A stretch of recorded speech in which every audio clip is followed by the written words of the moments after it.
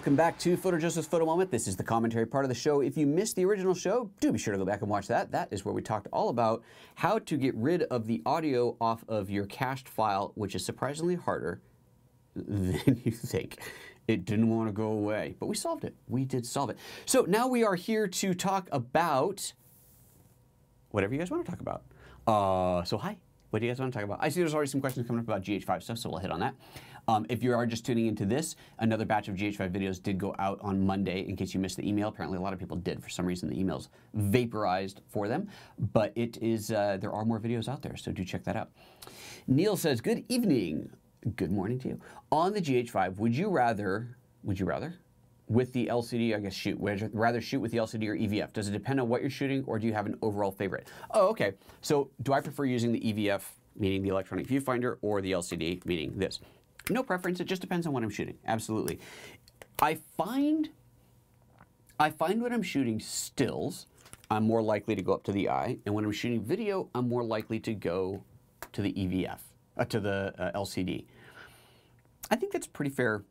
I do absolutely still pick it up to my face when I'm shooting video sometimes, and I do still drop down to the waist and shoot stills this way sometimes. But I think if I was going to make a generalization, that would be it. Video like this, stills like this would be a generalization. But I definitely do both on both. I would be tragically sad to lose either of them. And when I did my video yesterday on best budget camera, best Micro Four Thirds setup for under $1,000 or for around $1,000, someone had posted in the comments, why didn't I talk about the GX850? I think that's the right model number, which is kind of looks like a GX85, but it's smaller. Because the reason was, and I commented on this already, but the reason was that camera does not have an electronic viewfinder. There's no EVF on there. I don't like that. I don't like not having the option. It's if I want to shoot with a camera that doesn't have an EVF, it's called the iPhone. I like having that viewfinder to get up to, whether it's because I want to feel like I'm shooting more traditionally, or if I'm in a really bright light situation, I want to be able to have more control over that. I just don't like not having it. So there's that. I use both, absolutely. Yeah, sometimes you have to use, right? If you're doing well, the selfie thing, or if you're setting up in the I do this all the time, setting up a shot in the studio and the camera's like this, and I just go over here and I set up whatever it is I'm setting up, and I can just look up there and see the viewfinder. That's pretty slick. That is pretty cool. So that's that. Alrighty. What else we got going on here? Eduardo says they also updated, I assume we're talking about DJI, the photo resolution to 4K. Oh, cool.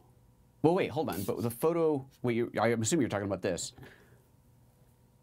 Wait, if it is, I'm confused. Because you do have photo resolution in here at 12 megapixels, which is 4K.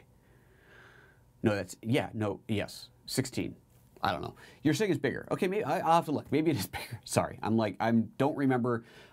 You do get, as far as I know, you got image stills off of this that were at the full resolution of the sensor, but maybe not. So maybe that is something new. That's cool. Martin says, I must admit, I bought the GH5 for the display, but now I'm using it. I'm using the EVF way more than expected. Feel like I feel the image better. Cool. Yeah, it's just personal preference, you know, just what you like. If you're in a really, really bright situation, then while you can still absolutely see the screen on the GH5, it can certainly be beneficial to put your face up to the screen. You'll see things more.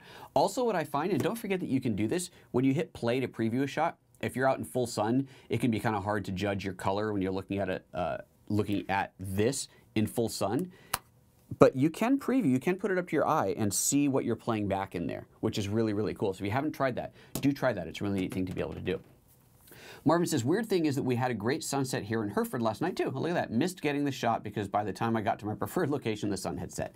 Yeah, that happens. Sunsets do go away. Look at that. My ATEM software crashed again. Yeah, sunsets are elusive that way, aren't they? They do tend to leave far too quickly. I was crazy bummed because the night before last, so that would have been Monday night, right? We had this incredibly beautiful sunset, beautiful clouds, and I didn't have my Spark at home with me. So it actually inspired me. Something I have on my list to do today, we'll see if I get to it. You know how I've talked before about how I don't have a bag, or I have many bags, and I don't keep my gear in a bag. I keep my gear in a drawer, and I pack whatever I need. Every once in a while, I do run into this, why don't I have a good camera kit with me? So I think what I'm gonna do is I'm going to take one of my bags, and it's probably going to be that Everyday Messenger bag, who makes that thing? Whatever. Anyway, the Everyday Messenger bag. And I'm going to pack it up as my everyday. I'm going to put my GX85 with a couple lenses in there, the Spark, the chargers that are needed, extra memory cards, and just have that as an always ready to go, always goes back and forth with me to work. I like when I leave the studio and I go home and I come in the morning, I like when all I'm carrying is my phone. There's something kind of nice about that, which is stupid because it's not like I'm walking to work or riding the bus or anything and I have to deal with, carrying a bag. I don't know, it's just one of those little things. It's kind of refreshing to leave and leave everything behind.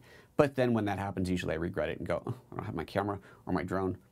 So I think I'm gonna do that. I think I'm gonna pack up an everyday bag.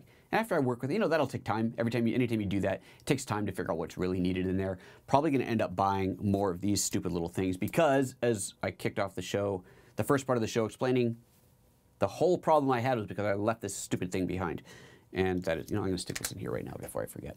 So that's that. Not really many other questions coming on up here. If you guys don't have any other questions, we're just going to knock it out. It's not going to be a long commentary show. I never know which way this thing goes in. Always get it wrong. Oh, I got it right that time. Yay. I love this thing. I'm having so much fun with this stupid little drone. It is such a neat, neat little gadget. Loving it. Absolutely loving it. And as you have undoubtedly seen, I have lost it in a tree and rescued it. If you missed that video, check that one out. We'll link to that here. That was so much fun. That was cool. Martin says, I must admit I ended up with a messenger bag. In the end, it just seemed like a good all-around for my current gear. Yeah, it's a good format. It's a good format. Okay, I guess that's it. We're going to knock it off here. Nothing much to see. Nothing to see here, say here, folks. Tomorrow, we got a few things coming up. Remember I promised you we were going to talk to a fellow who did all the shots of the Aurora Borealis, and he had some info about shooting the eclipse.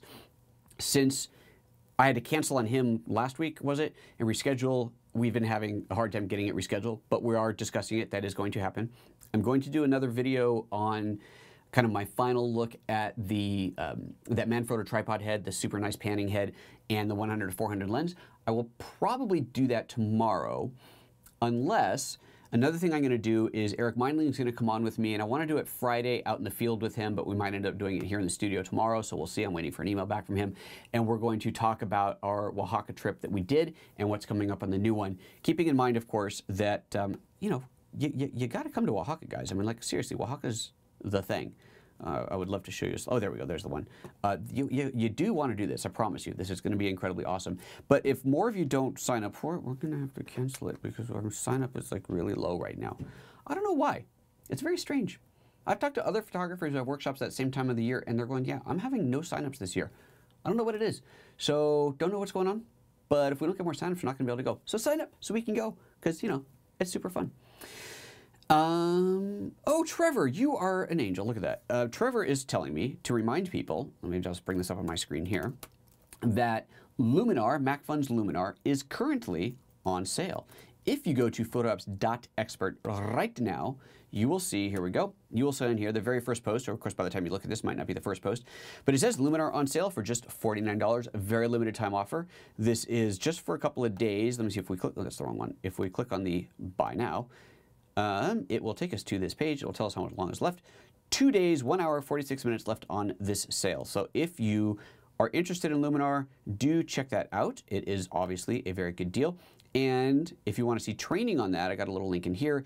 This shows you all the training that I've done. So if you spend, how's this for a bargain? Oh, this is a sweet bargain right here. Okay, you buy that for 49 bucks.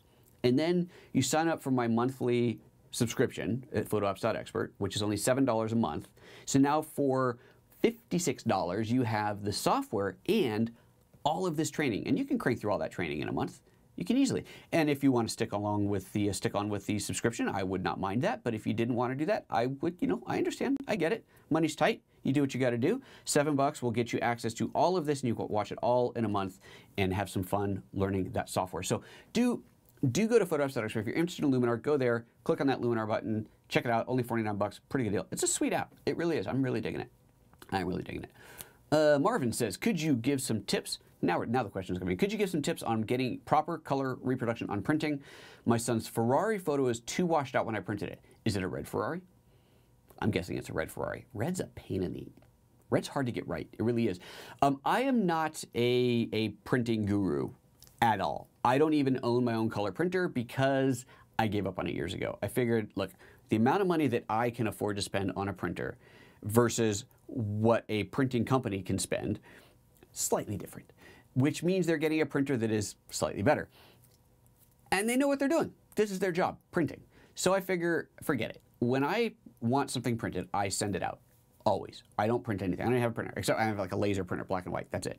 I always send it out because A, better printers, they know what they're doing. But also B, I don't want to have to deal with the whole calibration thing, right? Getting my screen calibrated to my printer, that's a pain. I don't want to deal with that. So how do you calibrate?